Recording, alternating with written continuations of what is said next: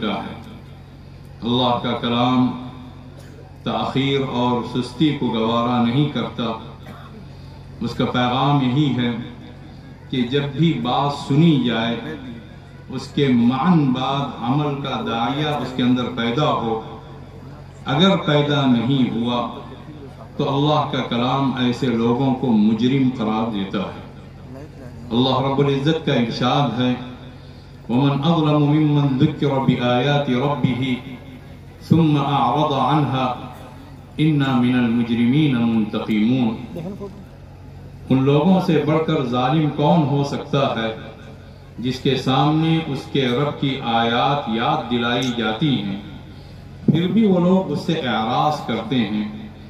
ایسے تمام مجرموں سے ہم انتقام لے کر رہیں گے۔ تو اللہ کے کلام اور اللہ کے رسول صلی اللہ علیہ وسلم کے جو ارشادات ہیں ان کو ہرگز ہلکے میں نہ لیا جائے، ان کو معمولی نہ سمجھا جائے، ان کے تعلق سے ایک اختیاری کیفیت نہ سمجھی جائے کہ چاہیں تو عمل کر لیں چاہے تو عمل نہ کریں۔ یہ نہیں ہے۔ اللہ کا کلام اللہ کا فیصلہ ہے۔ اللہ کے رسول صلی اللہ علیہ وسلم کی احادیث حضرت صلی اللہ علیہ وسلم کی طرف سے کیا ہوا فیصلہ ہے، اور اللہ اور اس کے رسول کی طرف سے کوئی فیصلہ ہو گیا پھر کسی ایمان والے مرد اور ایمان والی عورت کے لیے کوئی اختیار باقی نہیں رہتا۔ وما كان لمؤمن ولا مؤمنة اذا قضى الله ورسوله امرا ان يكون لهم الخيرة من امرهم ومن يعص الله ورسوله فقد ضل ضلالا مبينا۔ کسی مؤمن مرد کے لیے جائز نہیں ہے، کسی مؤمن عورت کے لیے جائز نہیں، یہ ممکن ہی نہیں ہے۔ جب اللہ اور اس کے رسول کوئی فیصلہ کریں تو ان کو اپنے کاموں کا کوئی اختیار ان کے اندر باقی رہ جاتا ہو، اور اس فیصلے کے بعد جو بھی اللہ اور اس کے رسول کی نافرمانی کرے گا وہ کھلی ہوئی گمراہی میں جا پڑے گا۔ اللہ کے کلام کا یہی پیغام ہے۔ جو آیت تلاوت کی گئی اس آیت میں اللہ رب العزت نے نصیحت فرمائی ہے تمام اہل ایمان کو، اور مثال دے کر نصیحت فرمائی ہے۔ أَلَمْ يَعْنِ لِلَّذِينَ آمَنُوا، کیا ایمان والوں کے لیے ابھی بھی وہ وقت نہیں آیا أَن تَخْشَعَ قُلُوبُهُمْ لِذِكْرِ اللَّهِ، کہ ان کے دل پگھل جائیں، ان کے دلوں کے اندر نرمی اور گداز پیدا ہو، ان کے دلوں کے اندر ایک خاص قسم کی کیفیت پیدا ہو اللہ کی یاد کے لیے اور اس حق کے لیے جو اللہ کی طرف سے اترا ہے۔ پھر اللہ نے مثال پیش فرمائی وَلَا يَكُونُوا كَالَّذِينَ أُوتُوا الْكِتَابَ مِنْ قَبْلِ، اور مؤمنین ان لوگوں کی طرح ہرگز نہ بنے جن کو ان سے پہلے کتاب دی گئی۔ اور یہ لوگ کون تھے میرے بھائیوں؟ یہ یہود تھے اور نصارہ تھے، جن کے بارے میں ابھی مفتی صاحب نے حضرت صلی اللہ علیہ وسلم کا ایک ارشاد نقل فرمایا کہ جو حج کی استطاعت رکھے پھر بھی حج نہ کرے فَلْيَمُتْ إِنْ شَاءَ يَهُودِيًّا أَوْ نَصْرَانِيًّا، کہ وہ پھر چاہے تو یہودی ہو کر مرے چاہے تو نصرانی ہو کر مرے۔ انہی یہود و نصارہ کے بارے میں اللہ نے مؤمنین کو نصیحت فرماتے ہوئے یہ بات ارشاد فرمائی وَلَا يَكُونُوا كَالَّذِينَ أُوتُوا الْكِتَابَ مِنْ قَبْلِ، اہل ایمان ان یہود و نصارہ کی طرح نہ بنے جن کو پہلے کتاب دی گئی فَطَالَ عَلَيْهِمُ الْأَمَدُ، لیکن ایک عرصہ دراز ہوا، ایک لمبا عرصہ کتاب الہی کو چھوڑے ہوئے گزر گیا، اللہ کی کتاب کو انہوں نے چھوڑ دیا۔ فَقَسَتْ قُلُوبُهُمْ، ان کے دل سخت ہو گئے، وَكَثِيرٌ مِّنْهُمْ فَاسِقُونَ، اور ان میں سے اکثریت بد کرداروں کی، گنہگاروں کی، فاسقوں کی، فاجروں کی، بدکاروں کی نکلی۔ اللہ کی کتاب کو تھاما جائے گا، دل نرم ہوں گے، اللہ کی کتاب کو چھوڑا جائے گا، دل پتھر کی طرح سخت ہو جائیں گے، اس سے پہلے جناب مولوی توحید صاحب نے انہی باتوں کی طرف کچھ اشارہ کیا، دل پتھر ہو جائیں گے، پھر حق بات اثر نہیں کرے گی۔ اللہ کا ذکر، اللہ کی یاد، اللہ کی کتاب یہ دلوں کو نرم کرنے کے لیے. فَوَيْلٌ لِّلْقَاسِيَةِ قُلُوبُهُم مِّن ذِكْرِ اللَّهِ أُولَٰئِكَ فِي ضَلَالٍ مُّبِينٍ. ان دلوں کے لیے بربادی ہے جو اللہ کے ذکر کو چھوڑنے کی وجہ سے سخت ہو گئے، اور ایسے لوگ کھلم کھلا گمراہی میں. یہود و نصارہ کی طرح نہ بنے، اس کا کیا مطلب ہے؟ کیا جرم کیا تھا یہودیوں نے؟ کیا جرم کیا تھا نصرانیوں نے؟ اللہ تعالیٰ نے یہ بھی ارشاد فرمایا کہ ان کی طرح نہ بنے، اور اللہ نے یہ بھی ارشاد فرمایا کہ ان کا جرم کیا تھا. ان کا جرم یہ تھا میرے بھائیوں کہ ان کے پاس صرف نام رہ گئے تھے، ان کے پاس صرف اسماء نام رہ گئے تھے، حقیقتیں دور کہیں کھو چکی تھی. دین نصرانیت حضرت عیسیٰ علیہ السلام کا لایا ہوا دین، اس زمانے میں اسے نصرانیت کہا جاتا تھا، اور دین اسلام تھا. تمام انبیاء کا دین دین اسلام ہے. دین یہودیت وہ حضرت موسیٰ علیہ السلام کا پیش کیا ہوا دین تھا، وہ دین اسلام تھا، لیکن اس زمانے میں اسے یہودیت کہا جاتا تھا. ہوا یہ کہ وہ امیدوں اور آرزوؤں میں پڑ گئے اور ان کے صرف نام رہ گئے، حقیقتیں کھوتی چلی گئیں. اور اللہ تعالیٰ نے یہ بات ارشاد فرمائی. یہودیوں نے یہ کہنا شروع کر دیا ہمارے لیے جنت پکی، جس طرح مسلمان کہتے ہیں. اور وہ مسلمان جو خدا نخواستہ نام کے مسلمان ہوتے ہیں، اللہ کے ہاں پیمانے مختلف نہیں ہوتے ہیں. ایک پیمانہ اللہ کی طرف سے ہے، جو سچے دین کا حامل ہوگا، جس کے اندر حقیقت پائی جائے گی، وہ اللہ کی جنت کو جیت لے گا. اور جس کے اندر حقیقت پائی نہیں جائے گی، وہ لاکھ اس کا اب دعویٰ کرتا رہے، لیکن وہ اللہ کی جنت کے ایک ذرے کا بھی مستحق نہیں بن سکتا. منافقین حضرت صلی اللہ علیہ وسلم کی خدمت میں آ کر دنیا و آخرت کا سب سے سچا کلمہ کہتے تھے، جو لا الہ الا اللہ کے بعد سب سے اچھا اور سب سے سچا کلمہ، لیکن حقیقت پائی نہیں جاتی تھی. اس لیے وہ سب کے سب جہنم کے سب سے آخری نچلے طبقے میں دھکیل دیے جائیں گے. اذا جاءك المنافقون قالوا نشهد انك لرسول الله والله يعلم انك لرسوله والله يشهد ان المنافقين لكاذبون. جب آپ کے پاس منافق آتے ہیں اے محمد صلی اللہ علیہ وسلم، محض آپ کو خوش کرنے کے لیے، دکھاوے کے طور پر، وہ یہ کہتے ہیں کہ یا رسول اللہ، ہم گواہی دیتے ہیں آپ واقعی اللہ کے رسول ہیں. اللہ خوب جانتا ہے کہ آپ واقعی اس کے رسول ہیں، لیکن اللہ اس کی گواہی دیتا ہے کہ جتنے بھی منافق ہیں جو آ کر آپ کے سامنے ظاہری طور پر اقرار اور اعتراف کر رہے ہیں، سب کے سب پکے جھوٹے ہیں. تو ظاہری نسبتوں سے کچھ ہونے والا نہیں ہے جب تک ان کی پشت پر سچی حقیقتیں نہ ہوں. یہود کہا کرتے تھے وَقَالُوا لَن يَدْخُلَ الْجَنَّةَ إِلَّا مَنْ كَانَ هُودًا أَوْ نَصَارَى. آیت کا مطلب یہ ہے، یہود یہ کہتے تھے جو یہودی ہوگا وہ ضرور جنت میں جائے گا. ان کی دیکھا دیکھی نصارہ تو ان کے پکے مقلد تھے، آنکھ بند کر کے ان کی تقلید کرنے والے، انہوں نے بھی یہی کہنا شروع کر دیا جو عیسائی ہوگا وہی جنت میں جائے گا. یہ الفاظ کے گھروندے تھے اور الفاظ کے کھلونے تھے جس سے وہ کھیلا کرتے تھے. اللہ رب العزت نے ارشاد فرمایا تلک امانیہم، تلک امانیہم، یہ ان کی امیدیں ہیں، یہ ان کی آرزویں ہیں.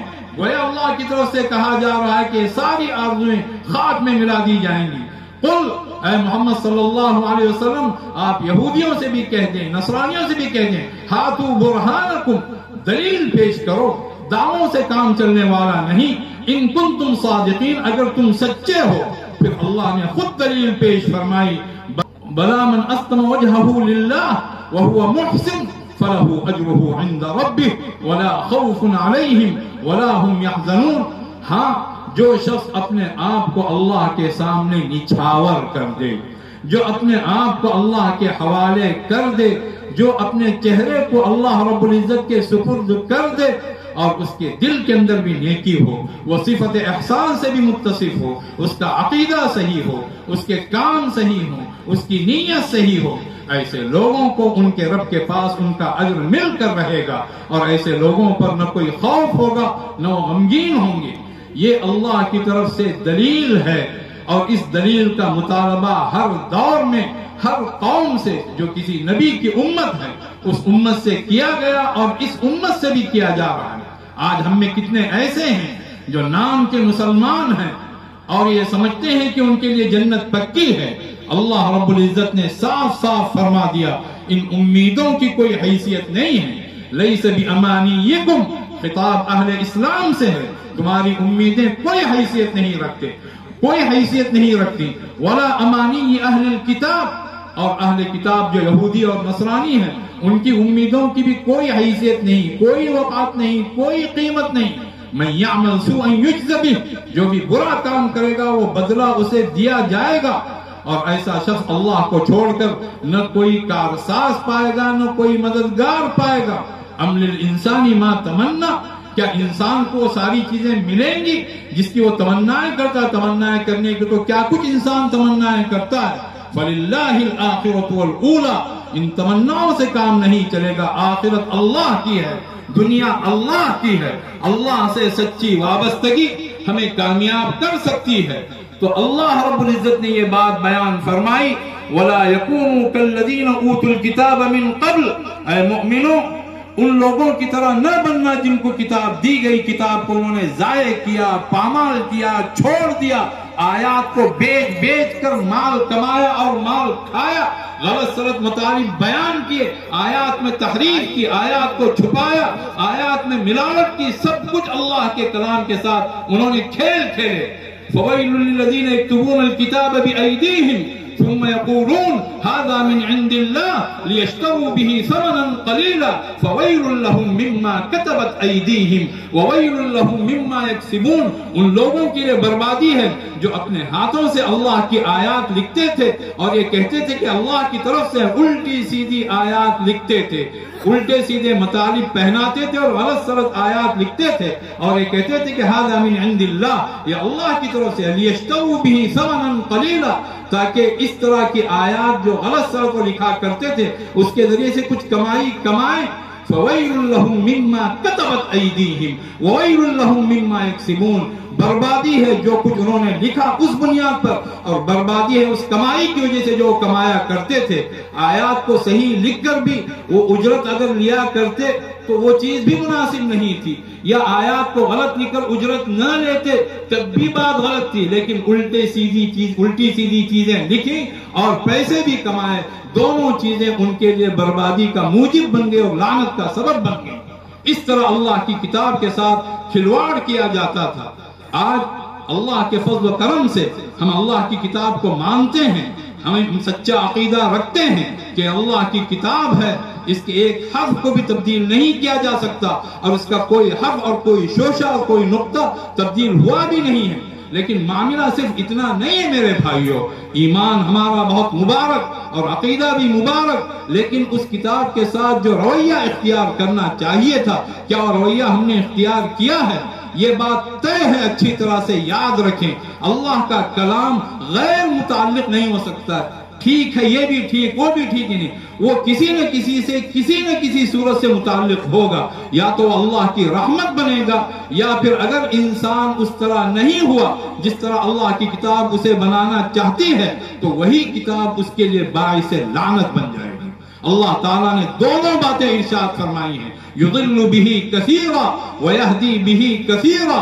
اس کلام کے ذریعے سے، اس کلام کی مثالوں کے ذریعے سے، اس کلام میں اللہ تعالیٰ نے جو باتیں پیش فرمائی ہیں ان باتوں کے ذریعے سے اللہ تعالیٰ بہت ساروں کو گمراہ کرتا ہے اور بہت ساروں کو ہدایت دیتا ہے۔ لیکن اللہ نے آگے یہ بات ارشاد فرمائی، کسے گمراہ کرتا ہے؟ وما یضل بہ الا الفاسقین، جو بد کردار ہوتے ہیں، بد عمل ہوتے ہیں، بد عقیدہ ہوتے ہیں، بدکار ہوتے ہیں، نافرمان ہوتے ہیں، گنہگار ہوتے ہیں، فاسق ہوتے ہیں، فاجر ہوتے ہیں، ان کو اللہ کی کتاب گمراہ کرتی ہے۔ اس سے کہ کتاب الہی اس نے پڑھی پھر بھی اس کے کانوں پر جو تک نہیں رہیں، اس کے دل کے اندر کوئی ہلچل پیدا نہیں ہوئی تو کتاب اس کے لیے موجب لعنت بن جائے گی۔ منافقین یہی کام کیا کرتے تھے، اللہ کی کتاب کا مذاق اڑایا کرتے تھے اور اس کتاب سے گویا کہ ایک تفریح لیا کرتے تھے۔ اللہ رب العزت نے بات ارشاد فرمائی، وَإِذَا مَا أُنزِلَتْ سُورَةٌ فَمِنْهُمْ مَنْ يَقُولُ أَيُّكُمْ زَادَتْهُ هَذِهِ إِيمَانًا۔ اللہ رب العزت نے بات ارشاد فرمائی ہے کہ اللہ کی کتاب کی آیات لوگوں کے ایمان میں اضافہ کرتی ہیں۔ اللہ تعالیٰ نے یہ بات ارشاد فرمائی کہ وَإِذَا تُلِيَتْ عَلَيْهِمْ آيَاتُهُ زادتہم ایمانا، مؤمنین پر جب اللہ کی کتاب کی آیتیں تلاوت کی جاتی ہیں ان کے ایمان میں اضافہ ہوتا ہے۔ اس چیز کو منافقین نے مذاق کا نشانہ بنا لیا تھا، اور جب بھی کوئی سورت اترتی تو منافق ایک دوسرے سے کہتے کہ کہو بھائی کس کے ایمان میں اضافہ ہوا۔ یہ گویا کہ ایک طنز تھا۔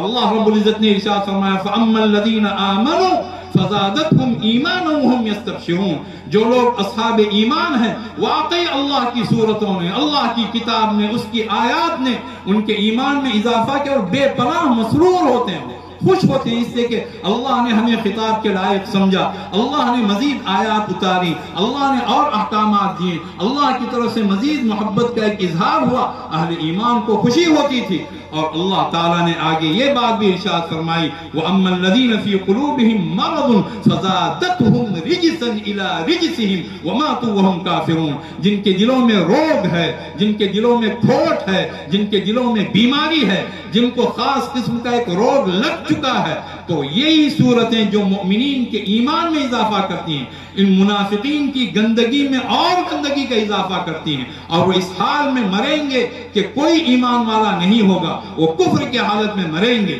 یہ اللہ کی کتاب کا معاملہ ہے، وہ کسی سے لا تعلق نہیں ہے، یا ہاں یا نہیں، نہ ہاں نہ نہیں، بلکہ ایسے ہی کسی کو چھوڑ دے نہیں ہوگا۔ یا تو اللہ کی کتاب رحمت بنے گی، اگر کسی نے اللہ کی کتاب سے رحمت حاصل نہیں کی تو پھر اللہ کی کتاب اس کے لیے لعنت بنے گی۔ وَنُنَزِّلُ مِنَ الْقُرْآنِ مَا هُوَ شِفَاءٌ وَرَحْمَةٌ لِّلْمُؤْمِنِينَ وَلَا يَزِيدُ الظَّالِمِينَ إِلَّا خَسَارًا، کہ ہم قرآن کریم نازل کر رہے ہیں، حضرت صلی اللہ علیہ وسلم پر پورا قرآن مقدس اترا، جو قرآن مؤمنین کے لیے شفا بھی ہے، دلوں کی شفا ہے، جسموں کی شفا ہے، عقلوں کی شفا ہے، اخلاق کی شفا ہے، افکار کی شفا ہے، دنیا کے تمام میدانوں کی شفا ہے، کل دنیا کے لیے شفا ہے، ہر اعتبار سے شفا ہے، اللہ کی طرف سے رحمت ہے، یہ ہر اعتبار سے رحمت ہے۔ کس کے لیے؟ ان لوگوں کے لیے جو اس کتاب پر ایمان رکھتے ہیں، سچا ایمان رکھتے ہیں، جو ایمان عمل کے ساتھ جڑا ہوا ہے، جو ایمان محبت کے ساتھ جڑا ہوا ہے، جو ایمان عظمت کے ساتھ جڑا ہوا ہے، جو ایمان تلاوت کے ساتھ جڑا ہوا ہے، جو ایمان جس طرح بات آئی ہدایت کے ساتھ جڑا ہوا ہے، اس کتاب سے وہ ہدایت حاصل کرتے ہیں، ان کے لیے یہ کتاب رحمت ہے۔ لیکن جو ظالم ہیں، اور ظلم کا مطلب یہاں کیا ہے؟ اس کتاب سے اعراض کرنا، اس کتاب پر توجہ نہ دینا، اس کتاب کو کوئی معمولی کتاب سمجھنا، یا اس کتاب کو خاص انداز سے حیثیت دینا، اس سے ہدایت حاصل نہ کرنا، وہ ظلم کر رہا اپنے اوپر۔ وَلَا يَزِيدُ الظَّالِمِينَ إِلَّا خَسَارًا، اور ظالموں کے لیے یہ کتاب سوائے تباہی اور بربادی کے کسی اور چیز میں اضافہ نہیں کرتی۔ اللہ تعالیٰ نے صاف صاف یہ باتیں ارشاد فرمائی ہیں۔ اللہ کی کتاب ہے میرے عزیزوں، میرے بھائیوں، میری ماں اور بہنوں، میرے بڑوں، حضرات علماء کرام، حضرات حفاظ کرام، اور یہاں کے تمام لوگوں، اللہ کی کتاب کے تعلق سے بہت سنجیدہ ہو جائیے۔ ہمارے جتنے بھی دوسرے کام ہیں، اہم ترین کام ہیں، ان کو کچھ وقت کے لیے کنارے رکھ دیجئے، اور اللہ کی کتاب کے تعلق سے اپنے آپ کو سمجھائیے کہ ہم کہاں کھڑے ہوئے ہیں۔ اللہ تعالیٰ جس طرح اپنی کتاب کھولنا جانتا ہے، اللہ تعالیٰ اپنی کتاب بند کرنا بھی جانتا ہے۔ کس قدر رونگٹے کھڑے کر دینے والی بات ہے۔ اللہ کہتا ہے کہ ہم اپنی کتاب بند کر دیں گے، اور کن لوگوں کے لیے؟ ان لوگوں کے لیے جو جان بوجھ کر اللہ کی کتاب سے اعراض کرتے ہیں۔ ومن اظلم ممن ذکر بآیات ربہ فأعرض ونسي ما قدمت يداه إنا جعلنا على قلوبهم أكنة أن يفقهوا وفي آذانهم وقرا وإن تدعوهم إلى الهدى فلن يهتدوا إذا أبدا۔ آیت کافروں کے بارے میں ہے، مشرکوں کے بارے میں ہے کہ اس سے بڑھ کر ظالم کون ہے جو اللہ کی آیات سے اعراض کرتا ہے، اپنے الٹے سیدھے کاموں کو فراموش کر دیتا ہے، بھول جاتا ہے۔ وہ اس زمانے کے لحاظ سے جو ایک ملعون کلمہ زبانوں پر چڑھا ہوا ہے کہ سب چل جاتا ہے، کون دیکھتا ہے، اس طرح کا رویہ وہ اختیار کرتا ہے۔ ہم ایسے لوگوں کے دلوں پر پردے ڈال دیں گے تاکہ وہ اللہ کی کتاب کو نہ سمجھیں۔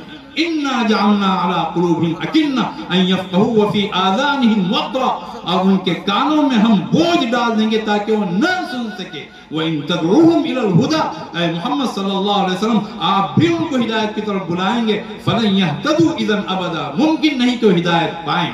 ये अल्लाह की किताब से एराज़ करने का नतीजा है, यकीनी बात है।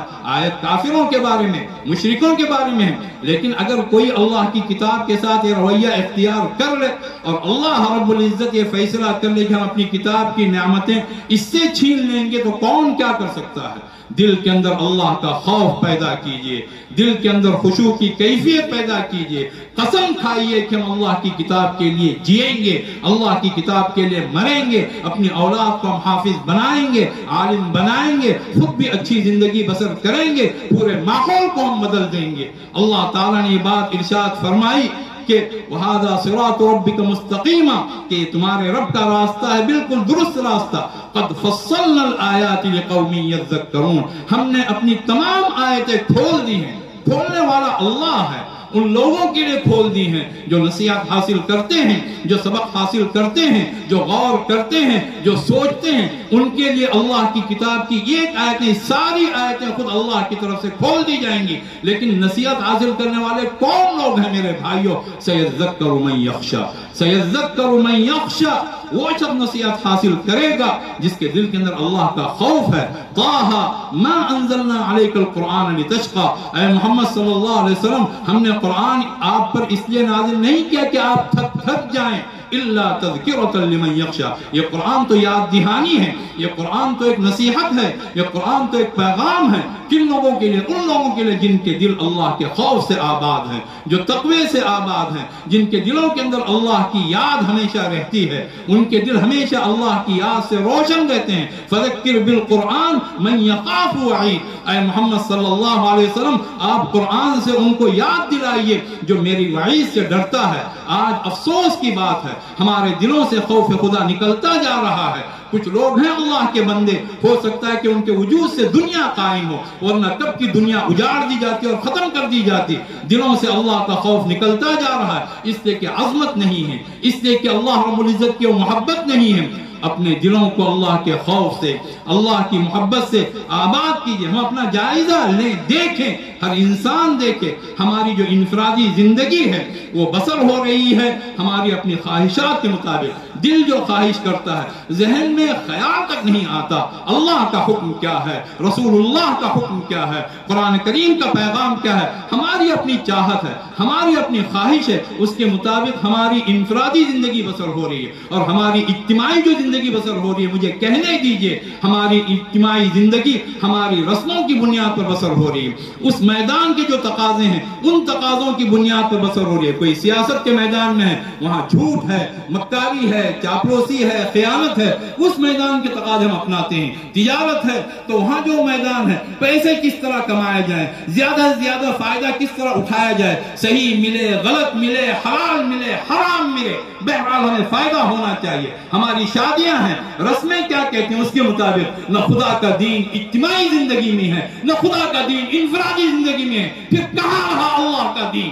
फिर अल्लाह रब्बुल इज्जत की तरफ से रहमत की उम्मीदें कैसे की जा सकती हैं? अपनी जिंदगियों को बदलें, अपने घरों का जायजा लें, अपने दिलों का जायजा लें। ये जितने भी जलसे हैं ये कोई तफरीह नहीं है, ये कोई जश्न नहीं है और ये कोई टाइम पास करने का जरिया नहीं है। अपने आप को संभालिए मेरे दोस्तों, मेरे भाइयों। हमारी पूरी कीमत हमारे दीन में पोशीदा है, वरना दो हाथ, दो पांव, दो कान, दो आंखें, एक नाक, एक सर की वजह से हम कोई इंसान नहीं है। कुल मा यअबू बिकुम रब्बी लौला दुआउकुम, कहिए ऐ मोहम्मद सल्लल्लाहु अलैहि वसल्लम मेरे रब को तुम्हारी परवाही क्या हो सकती है? तुम हो कौन? तुम्हारी हैसियत क्या है? या अय्युहन नास अंतुमुल फुकराउ इलल्लाह, ऐ लोगों तुम सब के सब अल्लाह के गदागर हो, अल्लाह के भिखारी हो। वल्लाहु हुवल गनियुल हमीद, अल्लाह की जात गनी है, अल्लाह की जात हमीद है। कुल मा यअबू बिकुम, कहिए ऐ मोहम्मद सल्लल्लाहु अलैहि वसल्लम मेरे रब को तुम्हारी क्या परवाह हो सकती है? लौला दुआउकुम, अगर तुम्हारी दुआ ना हो, तुम्हारी इबादत ना हो,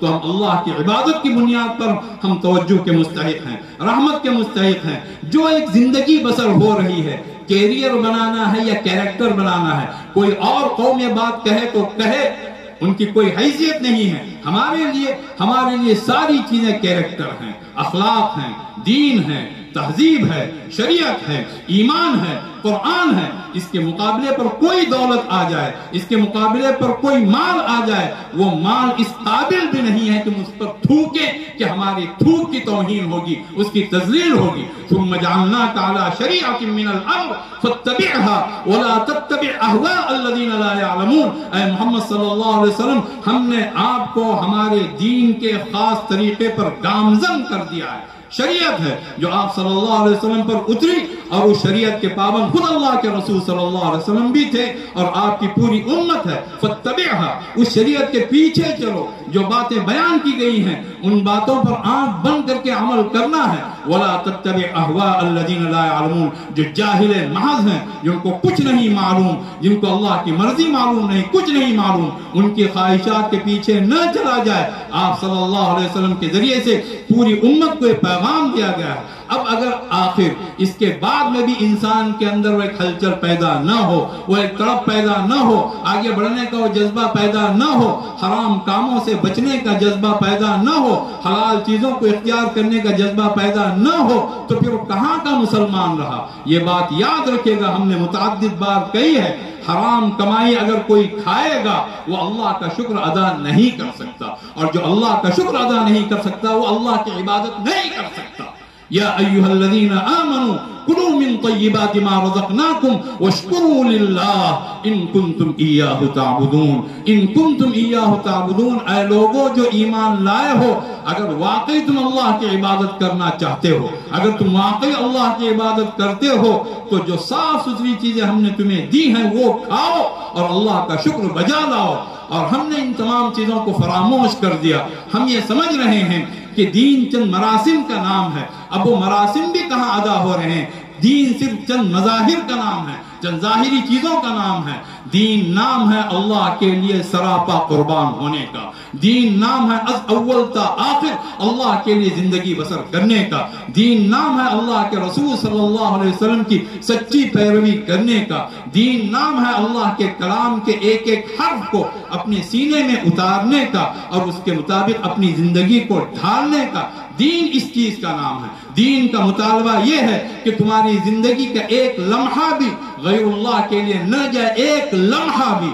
قل ان صلاتي ونسكي ومحياي ومماتي لله رب العالمين لا شريك له وبذلك امرت وانا اول المسلمين. کہیے بے شک میری نماز, میری قربانی, میرا جینا, میرا مرنا سب اللہ کے لیے جو تمام جہانوں کا پروردگار ہے, اس کا کوئی شریک نہیں. مجھے اس بات کا حکم دیا گیا اور میں اولین اللہ کا فرما بردار ہوں. یہ جو دستار باندھی گئی ہے ایک دفعہ نہیں 1000 دفعہ مبارک. ہم دل کی گہرائیوں سے مبارکباد دیتے ہیں اپنے ان عزیز بچوں کو جنہوں نے حفظ قرآن کی دولت کو اپنے سینوں میں محفوظ کیا. ہم مبارکباد دیتے ہیں ان کے ماں باپ کو جو مادیت کے اس دور میں جنہوں نے طے کیا کہ اپنے اولاد کو دیندار بنائیں گے. ہم مبارکباد دیتے ہیں اس گمنام استاذ کو یا ان گمنام اساتذہ کو جن کا تعارف نہیں ہوتا ہے, جن کو اسٹیج پر دعوت نہیں دی جاتی ہے. ہو سکتا ہے کہ ان میں بہت سارے ایسے ہوں جو سائیکل پر آتے جاتے ہوں, پسینے میں شرابور رہتے ہوں, لیکن اللہ کے یہاں کیا کسی کی قدر و قیمت ہے یہ اللہ جانتا ہے. اور حدیث پاک میں یہ بات آتی ہے, من علم آیۃ من کتاب اللہ فلہ اجرھا ما تلیت. جو اللہ کی کتاب کی ایک آیت بھی سکھاتا ہے, جب تک وہ آیت تلاوت کی جاتی رہے گی اس شخص کو اس کا اجر ملتا رہے گا. اللہ کے یہاں کس کا کیا مقام ہے, وہاں تو اللہ کے یہاں اگر پوچھ ہے اور اللہ کے یہاں اگر قدر ہے, اخلاص کی قدر ہے, سچے جذبے کی قدر ہے. فَلَوْ صَدَقُوا اللَّهَ لَكَانَ خَيْرًا لَهُمْ. لوگ اگر اللہ سے سچے ہیں تو یہ ان کے حق میں سب سے بہتر ہے. تو جس کا جذبہ جس کا جتنا نیک ہو وہ جانتا ہے, کوئی جانے نہ جانے. اور حدیث پاک میں وہ تمام فضائل آئے ہیں جو بیان کیے گئے. ایک فضیلت یہ بھی ہے, تاج کی جو بات ان کے والدین کے لیے آتی ہے, اسی طرح حافظ کے والدین کے لیے جوڑے کی بات بھی آتی ہے جس کا مقابلہ دنیا کی کوئی نعمت نہیں کر سکتی. اور خود اس حافظ قرآن کے لیے تاج کی بات آتی ہے کہ وَيُلْبَسُ تَاجَ الْوَقَارِ, وقار کا تاج اسے پہنایا جائے گا. اور یہ خوبصورت شخص کی شکل میں گویا قرآن کریم مشکل ہو کر سامنے آئے گا اور اسے گویا کہ اس کے داہنے ہاتھ میں الخلد, اسے ہمیشہ کی زندگی دی جائے گی اور اسے پھر بادشاہت دی جائے گی. اور وہ یہ بھی کہے گا کہ میں وہ ہوں جو تجھے رات کو جگائے رکھتا تھا, میں وہ ہوں جو تجھے دن میں گرمی میں بھوکا اور پیاسا رکھتا تھا۔ اس حدیث میں پیغام بھی ہے، جو حافظ قرآن ہوا، جو عالم قرآن ہوا، جو حامل قرآن ہوا، وہ راتوں کو اٹھ کر نمازیں پڑھا کرے، وہ دن میں اللہ کے کلام کو لے لے کر جہاں جہاں اللہ تعالیٰ اسے پہنچائے اللہ کا پیغام وہ پہنچایا کرے، نہ رات کو رات سمجھے نہ دن کو دن سمجھے۔ محنت مطلوب ہے، یہ پوری زندگی حضرات انبیاء علیہ السلام کی ہے، اور اللہ تعالیٰ نے قرآن کریم کا یہ پیغام بیان بھی کیا ہے، وَأُوحِيَ إِلَيَّ هَذَا الْقُرْآنُ لِأُنذِرَكُم بِهِ وَمَن بَلَغَ۔ یہ قرآن میری طرف وحی کیا گیا ہے تاکہ اس قرآن کے ذریعے سے میں تمہیں بھی آگاہ کروں، اور جہاں تک یہ قرآن پہنچے دنیا کے ایک کونے سے دوسرے کونے تک میں آگاہ کرتا رہوں۔ لِتُنذِرَ أُمَّ الْقُرَىٰ وَمَنْ حَوْلَهَا، یہ قرآن آپ کی طرف وحی کیا گیا ہے تاکہ ام القریٰ مکہ مکرمہ کو بھی آپ آگاہ کریں، اس کے گرد و پیش کو بھی، اور اس کا گرد و پیش پوری دنیا ہے۔ یہ عالمی کلام ہے، اس کو حاصل کرنے کے بعد پھر اللہ کا بہت زیادہ شکر بجا لایا جائے، اور ہر انسان ہر حافظ قرآن یہ تمنا کرے اور یہ عہد کرے اللہ کے سامنے وہ عالم دین بھی بنے گا، اور جو جس طرح بننا چاہتا ہے میرے بھائیوں، میرے بزرگوں، میرے عزیزوں، میری ماں، میری بہنوں، حدیث پاک میں بات آتی ہے جو جس طرح بننا چاہتا ہے، دل اس کا نیک ہے، نیت اس کی صحیح ہے، اس کے لیے وہ کوشش بھی کرتا ہے، اللہ تعالیٰ اسے اسی طرح بناتا ہے۔ من یستعفف یعفہ اللہ، حدیث پاک کے الفاظ۔ کوئی اگر پاک دامن بننا چاہتا ہے کہ اللہ مجھے پاک دامن بنا، میرے دامن کو کسی کے سامنے ذلیل ہونے سے، سوالی بننے سے محفوظ رکھ، میرے دامن کو اے اللہ بہت پاک و صاف رکھنا، اللہ اسے عفیف بنائے گا، اللہ تعالیٰ اسے صفت عفاف عطا فرمائے گا۔ ومن یستغنی یغنہ اللہ، جو بے نیاز بننا چاہتا ہے کہ اے اللہ صرف اپنا محتاج بنا دے، کسی اور کا محتاج نہ بنا،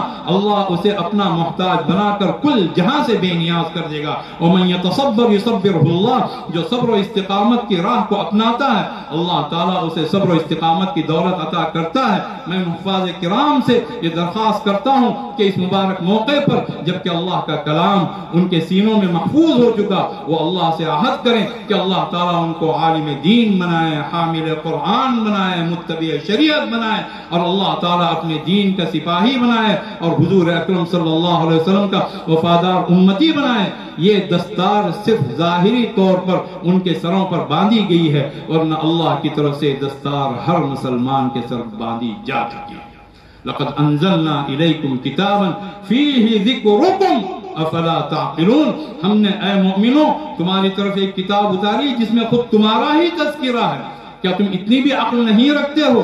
تمہارا تذکرہ ہے، تمہارے بارے میں باتیں بیان کی گئی ہیں، تمہیں ہدایات دی گئی ہیں، تمہارے سامنے احکامات واضح کیے گئے ہیں، تمہارے سامنے اللہ کے فضل کو کھول دیا گیا ہے، سب کچھ تمہارے لیے ہے۔ اس کے باوجود اگر تم نے اس کتاب کو صحیح طریقے سے اختیار نہیں کیا تو اس سے بڑھ کر بے عقلی کی بات، اس سے بڑھ کر ناسمجھی کی بات کیا ہو سکتی ہے؟ اور اللہ کا معاملہ کرو تو بھی ٹھیک، نہ کرو تو بھی ٹھیک، یہ بھی چلے گا وہ بھی چلے گا، یہ ہے ہی نہیں میرے دوستو۔ اللہ کی طرف سے آرڈر اتارے جاتے ہیں، تمہیں یہ کرنا پڑے گا ورنہ تمہاری خیریت نہیں ہے۔ اللہ کی طرف سے احکامات دیے جاتے ہیں، آرڈر دیا جاتا ہے، اور اللہ تعالیٰ اپنی ہر آیت کے بارے میں، اپنی ہر نعمت کے بارے میں، قرآن کریم کے تعلق سے اللہ تعالیٰ سوال تو ضرور کرے گا، ہر ایک سے سوال ہوگا۔ ہم نے بارہا یہ بات بتائی ہے، قرآن کریم صرف علماء کے لیے، قرآن کریم صرف تبلیغی جماعت والوں کے لیے، قرآن کریم مساجد کے ائمہ اور مؤذنین کے لیے، قرآن کریم صرف قاریوں کے لیے، قرآن کریم مدارس کے طلباء کے لیے، صرف انہی لوگوں کے لیے اتارا نہیں گیا، تمام انسانوں کے لیے اتارا گیا ہے، اور سب سے پوچھا جائے گا۔ اِنَّا أَنزَلْنَا عَلَيْكَ الْكِتَابَ لِلنَّاسِ بِالْحَقِّ، اے محمد صلی اللہ علیہ وسلم یہ کتاب ہم نے آپ کی طرف اتاری، تمام انسانوں کے لیے اتاری، صحیح اتاری۔ اب اس کے بعد میں کام ہمارا ہے۔ فَمَنِ اهْتَدَىٰ فَلِنَفْسِهِ، جو ہدایت پاتا ہے وہ اپنے لیے پاتا ہے، اور جو ہدایت نہیں پاتا ہے وَمَنْ ضَلَّ فَإِنَّمَا يَضِلُّ عَلَيْهَا، جو گمراہ ہوتا ہے وہ اپنے خلاف گمراہ ہوتا ہے۔ وَمَا أَنْتَ عَلَيْهِمْ بِوَكِيلٍ، اے محمد صلی اللہ علیہ وسلم آپ لوگوں کے ذمہ دار نہیں ہیں کہ زبردستی کسی کو ہدایت پر لا کر ہی چھوڑیں۔ آپ صلی اللہ علیہ وسلم نے پیغام پہنچا دیا، قرآن پہنچا دیا، اپنی بات پہنچا دی، حالات اور تمام چیزیں واضح فرمائی، خطرات سے آگاہ کیا۔ جو ہدایت ہے اسے بھی بیان فرمایا، جو گمراہی ہے اسے بھی بیان فرمایا، تاکہ ہدایت کو اختیار کیا جائے، گمراہی سے بچا جائے۔ اب اس کے بعد میں ذمہ داری ہماری اپنی ہے، ہم اگر اچھے بنیں گے اللہ کی طرف سے فضل ہوگا، ہم اگر اچھے نہیں بنیں گے اللہ کی طرف سے لات مار کر پھینک دیے جائیں گے۔ انا ہدیناہ السبیل اما شاکرا و اما کفورا، ہم نے تو راستہ واضح کر دیا ہے، انسان چاہے تو شکر گزار بنے چاہے تو ناشکرا بنے، اختیار تو دیا گیا ہے، لیکن جو بھی ناشکرا بنے گا، خدا کا شکر ادا نہیں کرے گا، خدا کے کلام سے وابستگی اختیار نہیں کرے گا، ایسے تمام منکروں اور باغیوں کے لیے ہم نے آگ تیار کر رکھی ہے، اور ہم نے زنجیریں اور طوق تیار کر رکھے ہیں، جن زنجیروں میں اسے باندھا جائے گا، جو طوق اس کی گردن میں پھنسائے جائیں گے۔ ایک ایک چیز اللہ کے کلام نے واضح کی، اللہ کے رسول صلی اللہ علیہ وسلم نے اپنے مبارک کلمات میں واضح فرمائی۔ اب اس کے بعد میں پھر انسان اللہ کے کلام سے روشنی حاصل نہیں کر سکا، پھر اسے دنیا کے کسی جگہ کوئی روشنی نہیں مل سکتی۔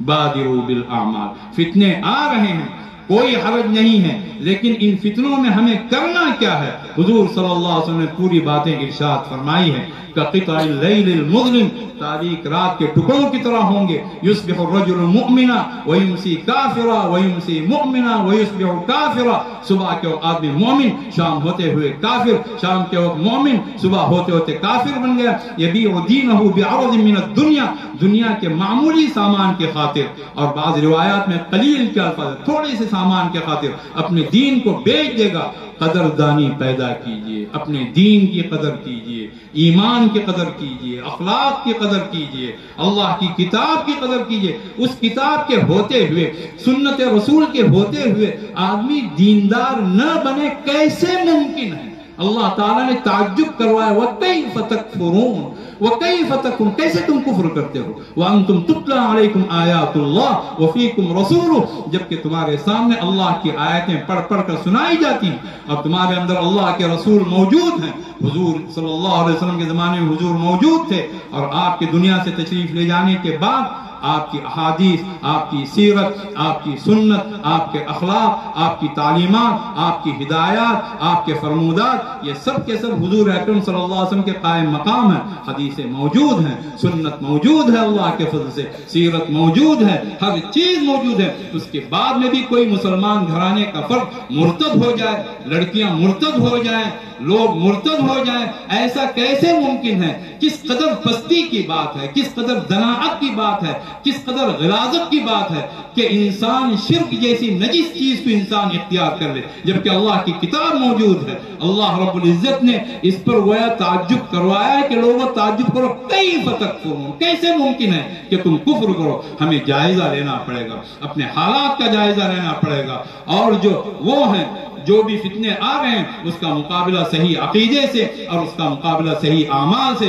جن کی طرف توجہ دلائی گئی ان اعمال کے ذریعے سے ہم فرائض کی پابندی کریں گے، ہمارے اندر خوف خدا ہوگا، ہمارے اندر اللہ کے رسول صلی اللہ علیہ وسلم کی محبت ہوگی، ہمارے اندر احسان کی کیفیت ہوگی، ہم تمام حرام کاموں سے بچیں گے۔ عبادت اسی چیز کا نام ہے، فرائض کی پوری پابندی کی جائے، اور جو چیز اللہ نے حرام کی ہے اس کے بارے میں تو آدمی قسم کھا لے، کبھی غلطی ہو جائے اللہ سے معافی چاہے، اللہ معاف کرنے والا ہے، لیکن جرأت نہ ہو، ڈٹائی نہ ہو، آدمی غلط کام کر رہا ہے، حرام کھا رہا ہے، گالیاں بک رہا ہے، نمازیں چھوڑ رہا ہے، رشوت لے رہا ہے، سود کھا رہا ہے، اللہ سے جنگ کر رہا ہے، آدمی اس طرح رہتے ہوئے وہ اللہ رب العزت کا محبوب بننا تو دور کی بات، اللہ کے نزدیک انتہائی قابل نفرت ترین انسان وہ بنے گا، اور انسان حرام سے بچے گا وہ اتنا ہی بڑا عبادت گزار بنے گا۔ حضور اکرم صلی اللہ علیہ وسلم نے ارشاد فرمایا، اتق المحارم تکن اعبد الناس، تکن اعبد الناس، اے فلاں حرام چیزوں سے بچو، تم لوگوں میں سب سے زیادہ اللہ کے عبادت گزار بندے بن جاؤ گے۔ فرائض کی پابندی، حرام چیزوں سے بچنا، ایک سچی زندگی بسر کرنے کا عزم کرنا، تھوڑی سی زندگی ہے، وہ زندگی بھی اگر الٹے سیدھے کاموں میں اگر خرچ کی جائے تو پھر کیا بچے گا؟ یہ جو مدرسہ ہے تعلیم کے لیے قائم کیا گیا، اور تعلیم ہمیشہ، تعلیم تکبر کے لیے نہیں ہوتی، جس کی طرف مولوی توحید صاحب نے بھی اشارہ کیا، تعلیم تکبر کے لیے، تعلیم مال سمیٹنے کے لیے، تعلیم بے ادبی کے لیے، تعلیم والدین کے ساتھ، والدین کے مقابلے میں اپنے آپ کو بڑا دکھانے کے لیے، تعلیم ان تمام چیزوں کے لیے، دنیاوی تعلیم یا عصری تعلیم جو خدا کے نام کے ساتھ نہیں ہوتی ہے، ان کے ساتھ یہ مقاصد جوڑے جا سکتے ہیں، لیکن تعلیم خدمت کے لیے ہوتی ہے، تعلیم انسانیت کے لیے ہوتی ہے، تعلیم بھلا بننے اور بھلا بنانے کے لیے ہوتی ہے، اور سب سے بڑھ کر تعلیم خدا کے لیے ہوتی ہے۔ ہر کام شروع کریں اللہ کی ذات سے شروع کریں، ہر کام ختم کریں اللہ کی ذات پر ختم کریں، ایک سچی زندگی بسر کرنے کا عزم کر لیں، اللہ کی طرف سے راستے ایک راستہ نہیں، تمام راستے کھول دیے جائیں گے۔ جو بھی انسان یہ طے کر لے کہ ہمیں اللہ کی رضامندی دیکھنی ہے، اللہ کس میں راضی ہے، یہ ہم معلوم کرنا ہے۔ ہم تجارت کرنا چاہتے ہیں، ہمیں یہ بتائیے کہ صحیح تجارت کیا ہے۔ ہم شادی کرنا چاہتے ہیں، اللہ کی شادی سے راضی ہوتا ہے، صرف اتنا بتائیے، اور اللہ کے رسول صلی اللہ علیہ وسلم نے کیا طریقہ بیان کیا، ہمیں اتنا بتائیں، مزید کسی چیز کی ضرورت نہیں۔ ہم کاروبار کرنا چاہتے ہیں، ہم کھیتی باڑی کرنا چاہتے ہیں، ہم نمازیں پڑھنا چاہتے ہیں، ہم صحیح دیندار بننا چاہتے ہیں، ہم دنیا کو جائز طریقے سے استعمال کرنا چاہتے ہیں، ہمیں صرف یہ بتائیے کہ خدا کی مرضی کیا ہے۔ اگر یہ کسی کی کیفیت بن گئی، میں دعا کرتا ہوں اپنے حق میں بھی، میں دعا کرتا ہوں آپ لوگوں کے حق میں بھی، تمام خواتین اور بچوں کے حق میں، اور سب سے بڑھ کر حضرات علماء کرام کے حق میں، حفاظ کرام کے حق میں دعا کرتا ہوں اللہ تعالیٰ کیفیت ہم لوگوں کی بنائے کہ مال ہو، دولت ہو، عہدہ ہو، منصب ہو، ان تمام کو اپنے قدموں تلے روننے والے بن جائیں۔ اصل چیز خدا کی مرضی ہے، اس خدا کی مرضی کے لیے صحابہ کرام نے سب کچھ قربان کرنا گوارا کر لیا، یہاں تک کہ اللہ نے ان کو فقراء کہا کہ ان کے پاس کچھ نہیں، وہ چاہتے تو تجارت کے ذریعے سے بہت کچھ کما سکتے تھے، لیکن اللہ کے لیے، اللہ کی رضامندی کے لیے انہوں نے گویا فقیر بننا، فقیر بننے کا مطلب بھکاری بننا نعوذ باللہ نہیں ہے، لیکن اللہ کے لیے سب کچھ قربان کرنا انہوں نے گوارا کر لیا۔ للفقراء الذين اخرجوا من ديارهم واموالهم يبتغون فضلا من الله ورضوانا، ان فقراء کے لیے، وہ جو نادار ہیں ان کے لیے بھی مال فے میں حصہ ہے، جن کو اپنے علاقوں سے بے دخل کیا گیا اور اپنے مالوں سے محروم کیا گیا، اور اللہ کے فضل کی تلاش میں اور اللہ کی رضامندی کی تلاش میں وہ نکل پڑے اور اللہ کے وہ مددگار بنے، رسول اللہ کے وہ مددگار بنے۔ یہی لوگ حقیقت میں سچے ہیں، اور اللہ تعالیٰ نے صرف انہی مہاجرین کے بارے میں نہیں، تمام مؤمنین کو اس کا حکم دیا۔ قد جاءکم من اللہ نور و کتاب مبین، اے لوگوں تمہارے پاس اللہ کی طرف سے نور بھی آ چکا، وہ کتاب مبین بھی آ چکی، یہدی بہ اللہ، یہدی بہ اللہ، اللہ تعالیٰ اس کتاب کے ذریعے سے، اس نور کے ذریعے سے، اس پیغمبر کے ذریعے سے، اس رسول کے ذریعے سے، اپنے کلام کے ذریعے سے اللہ تعالیٰ ہدایت دیتا ہے۔ کن لوگوں کو؟ من اتبع رضوانہ، ان لوگوں کو ہدایت، اللہ رب العزت ہدایت دیتا ہے، راستے کھولتا ہے۔ کن لوگوں کے سامنے؟ ان لوگوں کے لیے جو اللہ کی رضامندی کے پیچھے رہتے ہیں۔ ہمیں طے کرنا ہے، بس ایک نکاح کی معاملہ ہے کہ اللہ کی رضامندی کس میں، وہ کام ہم کریں گے۔ جو اس طرح کرے گا اللہ کی طرف سے سلامتی کا ایک راستہ نہیں، سارے راستے کھول دیے جائیں گے۔ یہدی بہ اللہ من اتبع رضوانہ سبل السلام، اللہ تعالیٰ ان لوگوں کے لیے جو اس کی رضامندی کے پیچھے رہتے ہیں، اللہ تعالیٰ سلامتی کے تمام راستے کھول دیتا ہے اور ان کو تاریکیوں سے نکال کر نور کی طرف لے آتا ہے، مسلسل وہ نور ہی کا ان کا سفر ہوتا ہے، اور اللہ تعالیٰ ان کو صراط مستقیم کی طرف رہنمائی کرتا ہے۔ یہ پروگرام، یہ جلسہ اسی کا داعی ہے، یہ قرآن کریم کا پیغام ہے، یہ دستار فضیلت جو عزیز طلبہ کے سر پر باندھی گئی ایک امانت ہے، اور وہی دستار فضیلت اللہ رب العزت کی طرف سے دستار گویا کہ تحفظ قرآن کریم کی ہم حفاظت کریں گے، اور قرآن کریم سے ہم حفاظت پائیں گے، اللہ کے کلام کو ہم نافذ کریں گے اپنے گھروں میں، بازاروں میں، کاروبار میں اور عام زندگی میں، اور جو زندگی اللہ تعالیٰ نے ہمیں دی ہے اس ہر میدان میں۔ یہ اگر ہم طے کر لیں اور اللہ کے رسول صلی اللہ علیہ وسلم کی اقوال کی روشنی میں، آپ کی احادیث کی روشنی میں، آپ کی سیرت اور سنت کی روشنی میں اللہ کے کلام کے مقصد کو سمجھیں گے اور اپنے گھر کا نظام درست کریں گے، اپنے محلے کا نظام درست کریں گے، گرد و پیش کا نظام درست کریں گے، اور اس سے پہلے خود اپنا ذاتی نظام درست کریں گے۔ اس طرح اگر ہم بننے کا عہد ہم نے کر لیا، یہ بات ہم شاید 50 دفعہ کہہ چکے ہیں کہ انسان کو دھتکارتا ہے، اپنے گھر سے باہر نکالتا ہے، خدا نہیں دھتکارتا، خدا نہیں دھتکارتا۔ جو بھی اللہ کے دربار میں ندامت کے سچے آنسو لے کر آئے گا، اللہ کی طرف سے اس کا استقبال ہے، اور اسی پر ہم اپنی بات مکمل کرتے ہیں۔ ہر انسان یہی پیغام لے کر جائے، ہم مدارس کو بھی مضبوط کریں گے، دنیا کے جتنے میدان ہیں ان تمام میدانوں میں ہم فائق رہیں گے، اور جو دین میں فائق رہے گا اللہ رب العزت اسے ہر میدان میں فائق رکھے گا. کبھی بھی اللہ کے دین کو اختیار کر کے کوئی ذلیل نہیں ہوا, کوئی رسوا نہیں ہوا, کوئی بے عزت نہیں ہوا. عزت تو اللہ نے اللہ کی ہے, وہ عزت کا خالق اور مالک ہے. وہ عزت اللہ نے اپنے رسول پر اتاری صلی اللہ علیہ وسلم اور اہل ایمان پر اتاری. وَلِلَّهِ الْعِزَّةُ وَلِرَسُولِهِ وَلِلْمُؤْمِنِينَ وَلَكِنَّ الْمُنَافِقِينَ لَا يَعْلَمُونَ. عزت اللہ کی, عزت رسول اللہ کی, عزت ان اہل ایمان کی جو اللہ کی بات مان کر اللہ کے رسول صلی اللہ علیہ وسلم کے طریقے کو سچے جذبے سے اختیار کرتے ہیں. منافق جانتے نہیں. اللہ نے بات خود ہی ارشاد فرمائی ہے, اللہ یجتبی الیہ من یشاء. اللہ جسے چاہتا ہے منتخب فرما لیتا ہے. یہ اللہ کا ہو سکتا ہے کہ خاص الخاص معاملہ ہو, اور عام معاملہ اللہ کا جو ہم تمام کے ساتھ ہے وہ یہ ہے وَيَهْدِي إِلَيْهِ مَن يُنِيبُ. جو اللہ رب العزت کی طرف دل و جان سے پلٹ کر آتا ہے اللہ اسے اپنے پاس آنے کا راستہ دیتا ہے. إِنَّ هَذِهِ تَذْكِرَةٌ فَمَنْ شَاءَ اتَّخَذَ إِلَىٰ رَبِّهِ سَبِيلًا فَمَنْ شَاءَ اتَّخَذَ إِلَىٰ رَبِّهِ مَآبًا. یہ قرآن کریم ایک نصیحت ہے میرے بھائیو.